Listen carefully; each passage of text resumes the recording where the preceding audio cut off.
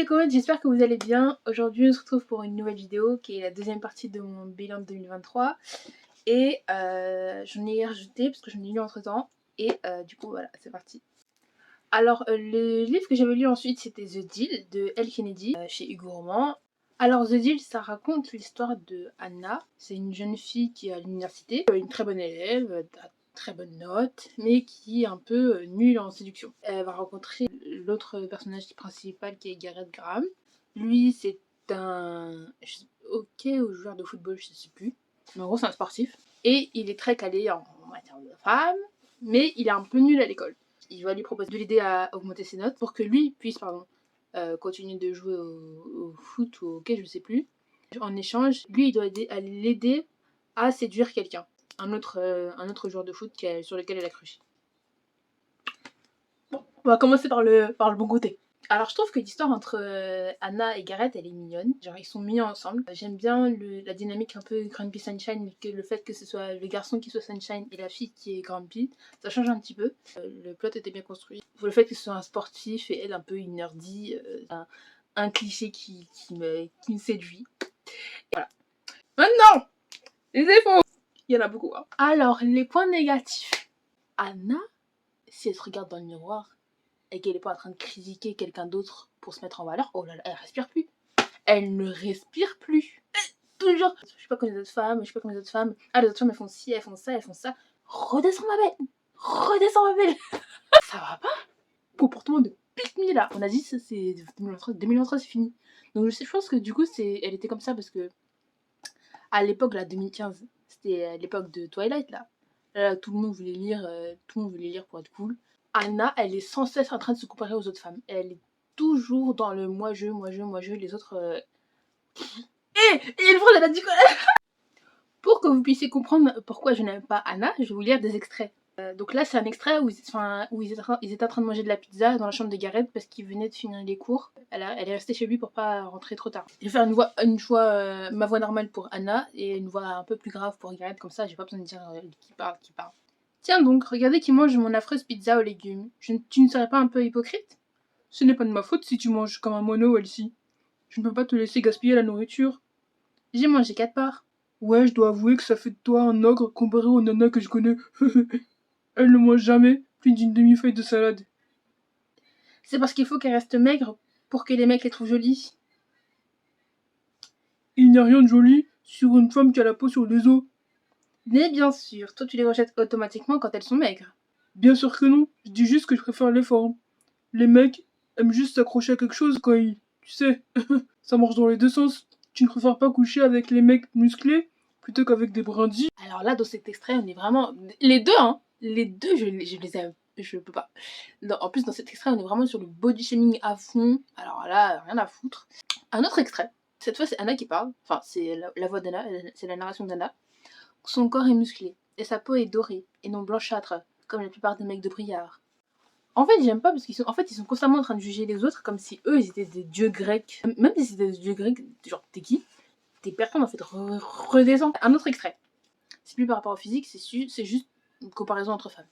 Elle va dire: je sais que la plupart des filles seraient folles de joie à l'idée d'être la copine officielle de Garrett Graham, mais je suis plus pragmatique que ça. Et une dernière phrase, et celle-là m'a choquée. Genre vraiment, comment tu peux sortir ça de toi-même? De toi-même. Elle a dit: si seulement le reste de la population féminine pouvait être aussi intelligente que moi. J'avais oublié celle-là. J'avais oublié. Il y en a d'autres. Hein. J'ai même pas tout retenu parce que ça va être long.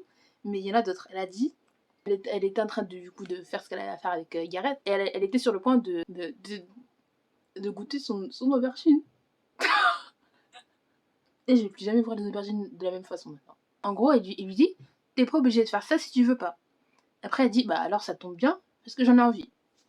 Jusque là, tout va bien. Après, lui, il dit: certaines filles n'aiment pas. Et elle dit: certaines filles sont des imbéciles. Toi, tu es qui? Hein? Toi, tu es qui? Anna. Je sais même plus son nom de famille, là.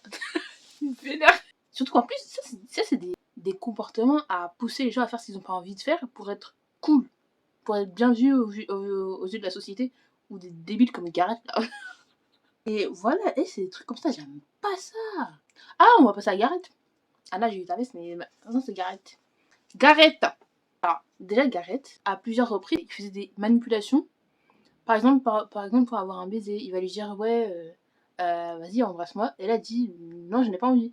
Et lui, il lui dit bah quoi, t'as peur? Ça, c'est de la manipulation. Hein. Même si c'est un petit truc, c'est plein de petits trucs comme ça qui font de la manipulation. Qui va la pousser à faire quelque chose dont elle n'a pas envie. Si elle avait eu envie de l'embrasser, elle serait allée l'embrasser. Ensuite, ah oui, le moment où il la pousse à boire de l'alcool pour lui dire ouais, tu peux me faire confiance. Et j'ai oublié de boire de l'alcool pour te faire confiance. Ça va pas. Il est fou. Alors lui, il est pique-nique de ouf. Les deux vont bien de pair, en tout cas. Il a dit quoi? Elle n'est pas brochée pétale de rose, bougie et tout le tralala comme les autres filles. Si les autres filles, elles aiment les pétales, il y a quoi? Il a eu le problème, Gareth. Je vais pas faire, dis-le, c'est tout. Il a dit quoi? Ces chaussettes noires à pois rouges me font sourire. Elles ne portent pas les vêtements à la mode des autres filles de la fac, ni les mini-jupes qu'elles mettent pour aller dans les bars. On souffle. Hein. Franchement, les deux vont de pair. J'ai pas aimé cette histoire, j'ai pas aimé les personnages. Voilà. Je pense que j'ai pas aimé l'histoire ni les personnages parce que du coup j'ai le recul, c'est plus de mon âge, le recul de me dire que c'est des comportements nocifs en fait. Comme on n'est plus dans cette ère, dans cette ère de je suis pas comme les autres, je veux être différente des autres filles, le fait d'être féminine n'est pas diabolisé, et bah, j'ai le recul de me dire que en fait Anna elle a pété un plomb en fait. C'est pour ça que j'ai pas aimé l'histoire. Voilà, on passe à la lecture suivante. Alors ensuite j'ai lu Mauvais Fils de Raphaël Frier. Et en fait, dans Mauvais Fils, on suit Ghislain, qui est un jeune homosexuel, qui a du mal à faire son coming out auprès de ses parents, parce que ses parents sont un peu vieux, sont très vieux jeux, pardon. Et son père s'en doute. Je sais plus si sa mère elle sait, mais en tout cas son père s'en doute. Et du coup, pour se rassurer dans le fait qu'il n'est pas gay, il va le pousser à faire des tâches jugées masculines, genre s'occuper de l'électricité de la maison, de la menuiserie, tout ce qui est plomberie et tout, pour se rassurer dans le fait, en gros, de se dire que c'est pas possible qu'il soit gay, regarde ce qu'il fait. Et je sais plus comment, mais son père va découvrir, il va avoir la confirmation qu'il l'est. Du coup, une chose en amenant une autre, la confrontation va se passer, et je sais plus comment, mais Ghislain du coup va se retrouver à la rue. J'ai oublié l'histoire, voilà. Donc là, Ghislain après va se retrouver à la rue, il va du coup essayer de fréquenter des bars gays, et dans ces bars gays, il va rencontrer quelqu'un. Je n'en dis pas plus parce qu'en vrai c'est court, pour pas spoiler la fin, voilà. Donc en vrai c'était très court, mais c'était très mignon. En fait, ce que j'ai beaucoup aimé, c'était la plume de l'auteur. Parce qu'elle était très brute, sans pour autant que ce soit vulgaire. Ça a bien décrit la violence il n'y a pas eu de violence physique, mais la violence des sentiments. En tout cas, c'est un des livres que je conseillerais pour les personnes qui veulent commencer à lire, ou qui veulent juste s'informer sur la communauté LGBT. Ensuite, la prochaine histoire, c'est une webtoon, et c'est Midnight Poppyland de Lily Dusk. Dans cette histoire, on suit Poppyland, qui est une jeune femme qui va se retrouver mêlée aux affaires de la mafia, quand elle trouve un carnet qui leur appartient. Et en fait, dans ce carnet, il y a plein d'informations confidentielles et tout, donc elle va se retrouver dans leurs histoires. Et Tora, c'est le propriétaire du carnet, qui va essayer de la retrouver. Donc du coup, ils vont essayer de se rencontrer. Ils vont se rencontrer, pardon. Au lieu de lui rendre directement, elle va lui poser plein de questions. Enfin, sans le vouloir, elle va rentrer dans leurs affaires. Et en fait, les ennemis... c'est compliqué. Les ennemis du camp de Tora vont voir Poppyland du coup et vont la prendre pour cible. En gros, c'est comme si elle était leur complice. Et donc ça va être un moyen de les atteindre aussi. En fait, c'est une histoire de la mafia et j'ai beaucoup aimé, même si ça touche la mafia, parce que l'intrigue, je l'ai trouvé bien travaillée. Les personnages étaient attachants, même Tora. Un peu bougon sur les bords, mais il était attachant. Poppyland aussi est très attachante, bon personnage, elle est pas surfaite, pas surjouée, enfin surécrite, je sais pas si ça se dit. Le cliché good girl, bad boy, alors là j'ai trouvé bien travaillé. Je trouve que la progression de leur relation elle évolue à un bon rythme. En fait ils sont pas directement à fond sur l'un sur l'autre. Il y a vraiment un bon rythme de progression dans leur relation. Il y a beaucoup de personnages secondaires que j'aime bien, notamment Quincy. Je sais pas pourquoi je l'aime trop. Mais ça reste quand même très violent. Les graphismes sont très bien faits. Donc on a vraiment toute la violence du truc qui est dedans. Donc faites attention à vous si vous lisez et que vous êtes sensible. Si vous êtes sensible à la violence, parce qu'il y en a beaucoup. Ça reste quand même une histoire qui tourne autour des gangsters et de la mafia. Donc c'est très... Il y a beaucoup de violence. Donc faites attention à vous. Si vous le lisez, protégez-vous. Ensuite, j'ai lu Ces choses qu'on n'oublie pas de Lucy Score. J'ai pas grand chose à dire sur ce livre, j'ai pas trop apprécié. Donc là, on va suivre Naomi, qui en gros vient de quitter son mari en pleine cérémonie.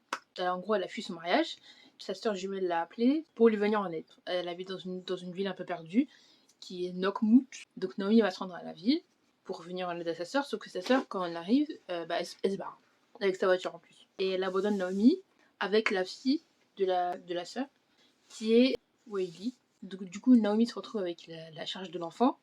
Du coup, elle doit trouver un travail pour pouvoir s'occuper de la petite et s'occuper d'elle-même.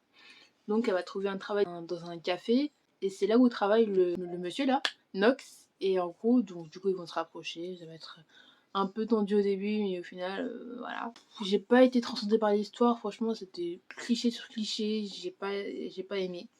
Et encore, j'ai encore moins aimé le fait que c'est toujours le personnage principal qui est normal, enfin qui est normal entre guillemets, qui s'habille, comment dire, qui s'habille simplement, qui est toujours mise en valeur par rapport à l'autre, à la peste, trop méchante, qui est toujours habillée de manière vulgaire, trop maquillée, voiture volée. J'ai pas trop aimé ça, mais j'ai pas aimé l'histoire. C'était pas ma cam.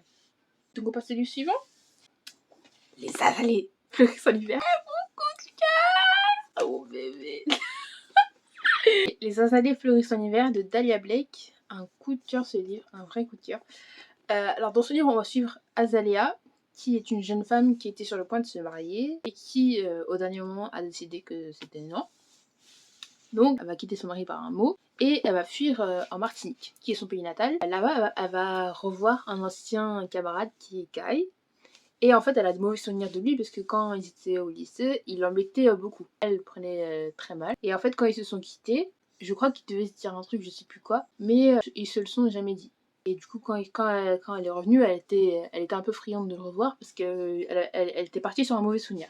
Quand ils le revoient, au début c'est un peu tendu entre les deux, mais après au final ils se rapprochent. Ils doivent organiser ensemble le Noël de leur vie, dans cette organisation-là, qui vont se rapprocher. Donc en fait l'histoire, j'ai trouvé trop mignonne. C'est une histoire simple comme je les aime. Il n'y a pas d'enjolivure de relation ou quoi. Il y a tous les défauts d'une relation, tous les bons côtés aussi, donc c'est très réaliste. Surtout, j'ai beaucoup aimé la description de Kai. Kai était un bon personnage, physiquement comme mentalement. J'ai beaucoup aimé. J'ai beaucoup aimé aussi Azalea. Azalea, j'ai trouvé très chou. En tout cas, j'ai bien aimé leur relation, elle était très mignonne. Alors c'est la première romance de Noël que je lis et j'ai beaucoup aimé. Déjà je pense que c'est parce que ça se passait dans un cadre autre que l'Occident. Ça rafraîchissait un petit peu. J'ai bien aimé leur relation. C'était pas vraiment enemies to lovers, mais il y avait quand même de la provocation entre les deux. C'était bien dosé. Les personnages étaient très attachants. Kai, c'est Kai. Azalea aussi, elle était très attachante. J'aimais bien qu'on puisse voir son côté fort et en même temps son côté vulnérable. Qu'on puisse voir les deux facettes d'elle. Je sais que je le redirai. Pas maintenant parce que du coup je vais avoir le temps d'oublier un petit peu et après de redécouvrir. J'ai beaucoup aimé cette histoire, vraiment un gros coup de cœur. Ensuite j'ai lu le spin-off du coup de Les Azalées fleurissent en hiver qui est Pourvu qu'on ne s'aime jamais. Et là du coup on va suivre l'histoire de Hortense qui est la sœur d'Azalea. Je sais pas si je peux raconter parce que du coup ça va spoiler. Elle aussi elle vit à Paris sauf qu'il n'y a plus rien qui la retient. Et elle est invitée... je peux pas dire. Elle est invitée au Martinique, voilà. Et là-bas, on va faire la rencontre de Raphaël. Les deux, franchement, coup de cœur. J'ai eu du mal à terminer celui-là. Je sais pourquoi. J'ai eu du mal à terminer parce que ça touche à un sujet qui est sensible. Ça parle de V. J'ai eu du mal à finir parce que je savais qu'en fait je voyais l'issue. Et du coup, je crois que c'est pour ça que j'arrivais pas à le finir. Mais vraiment, pépite. Je crois que c'est mon préféré des deux. J'aime beaucoup aussi le franc. C'est mon préféré des deux. Vraiment, coup de cœur celui-là aussi. Je peux pas le vendre parce que sinon je vais tout spoiler. Ensuite, j'ai lu The Way I Used to Be de Amber Smith et j'ai un gros coup de cœur sur celui-là. Et ça m'a fait verser des larmes, mais un gros coup de cœur sur celui-là. Trigger warning, on va parler de V, de harcèlement scolaire. C'est léger par rapport au sujet principal qui est le V. Donc en fait là, on va suivre l'histoire de Eddie, qui dès le début de l'histoire, en fait, on nous décrit la scène du V. Et du coup, on va suivre les conséquences que ça a sur elle. Par rapport à son entourage, à sa vie au lycée, tout ça. En fait, l'histoire est très bien, elle est très triste, mais elle est très bien parce qu'elle est bien décrite. Elle n'est pas trop décrite, mais elle est bien expliquée. Donc, on peut lire ça même à partir de 16 ans. Je me dis plutôt c'est un peu jeune, mais je me dis que ça peut être explicatif pour les personnes qui en sont victimes. Ça peut aussi faire de la prévention à ce sujet.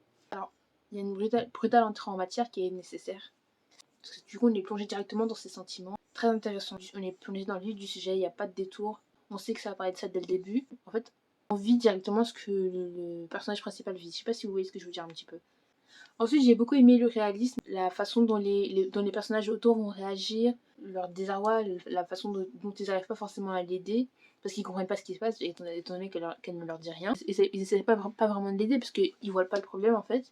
Donc ils se disent juste que c'est sa phase d'ado, que c'est une crise d'adolescence, et ils comprennent pas. Sauf que du coup, bah, elle aussi, elle a du mal à aller vers eux, parce qu'eux, ils peuvent pas comprendre. Et en fait, il y a vraiment comment dire, cette balance entre je vais essayer de te comprendre, mais je peux pas t'aider si tu m'aides pas à t'aider. Et je peux pas vous aider à m'aider parce que vous comprendrez pas. Donc c'est vraiment, je sais pas comment expliquer, mais c'est un jeu de ballon sur lequel ils se mettent pas la faute. Et voilà. Les personnages. En tout cas, le sujet est bien traité. J'ai eu peur qu'il soit juste survolé pour qu'on puisse passer à une romance post-traumatique. Donc j'ai eu peur de ça. Mais au final, c'est très bien traité. Vraiment dans le vif du sujet, dans les sentiments, tout ça. Les personnages autour sont bien construits. J'ai bien aimé Josh. Un bon personnage secondaire, même s'il a une grosse importance dans l'histoire aussi. Par contre, les amis de Eddie, je sais pas en fait si c'est parce qu'ils sont jeunes et du coup ils sont très soit tout est noir, soit tout est blanc. Je sais pas si j'ai pas aimé ou si j'ai juste pas compris en fait. Parce qu'en fait, je trouve que Mara, elle était vachement... Par exemple, il y a un point sur lequel elle exagérait. C'est, en fait, il y avait un autre de leurs amis, Steve, je crois.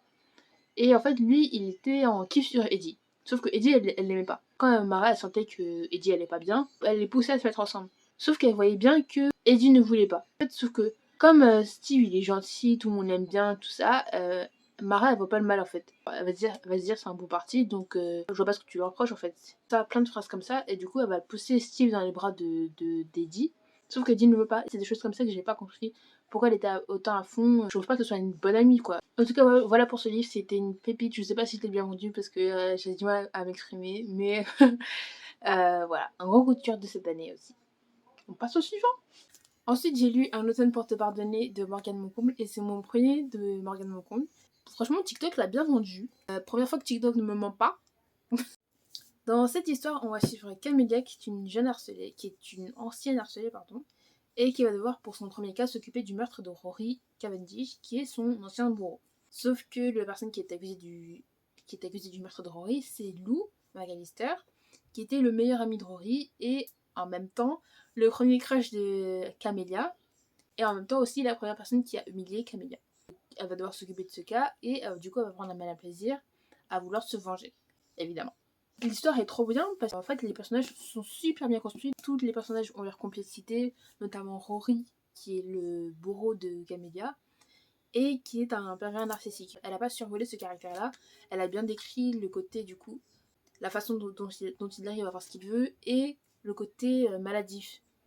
Parce que forcément, du coup, les pervers narcissiques sont des malades, mais ils arrivent du coup à briller aux yeux de la société. Elle a bien montré ces deux côtés-là, le rapprochement entre Lou et Camélia, c'était très mignon.